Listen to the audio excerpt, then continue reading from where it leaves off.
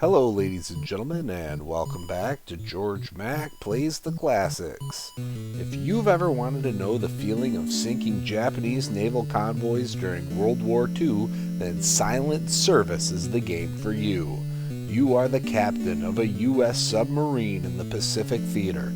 It's up to you to help turn the tide of the war with your fellow seamen and not get swallowed up.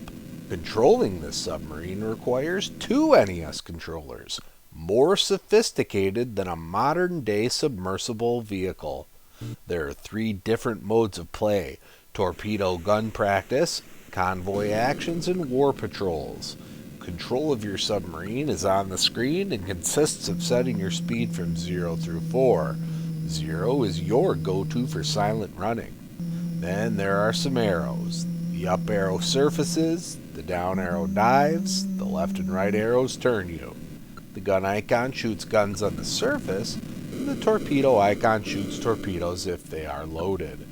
You can set up or down periscope as well. The F increases the speed of the simulation, and the N sets it back to normal. Practice is just what it says. You're put up against 4 unmoving targets. There are several levels of map, from the entire theater to the attack plot map on a small scale. Your best friend is the torpedo data computer. While looking out the binoculars or the periscope, you can practice playing with the deflection of the surface guns, which needs to be set if ships are running toward or away from you. Aiming at enemy boats will automatically take into account its speed and direction so you don't undershoot it.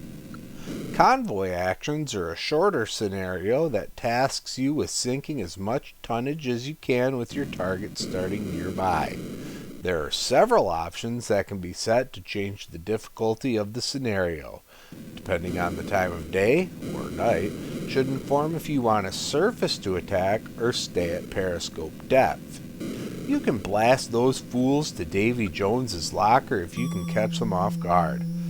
But hopefully you've targeted the destroyer escort first, or they will make a beeline for your position. This is when you need to dive in order to escape or regroup for a counterattack. Sitting there listening to engine noises wax and wane is a bit unnerving. You can try to trick them by releasing debris to make them think you're dead. The final game mode is the Grand Theater of War Patrols. You start from an Allied port, and your goal is to blow holes in as many Japanese ships as possible. You start on the South Pacific map and directly move your sub around the map until you encounter a patrol. You need to take them out while taking as little damage as you can yourself. Once your adversaries start their counterattack, you may find that some of your systems are shut down. If you lose your sonar, you can't see enemies on the map screen. If your surface guns are hit, you lose those attack options. If you start taking on water, you sink whether you're diving or not. If you hit the ocean floor, it's game over. When it comes to grading Silent Service on NES, graphics get a 2.0.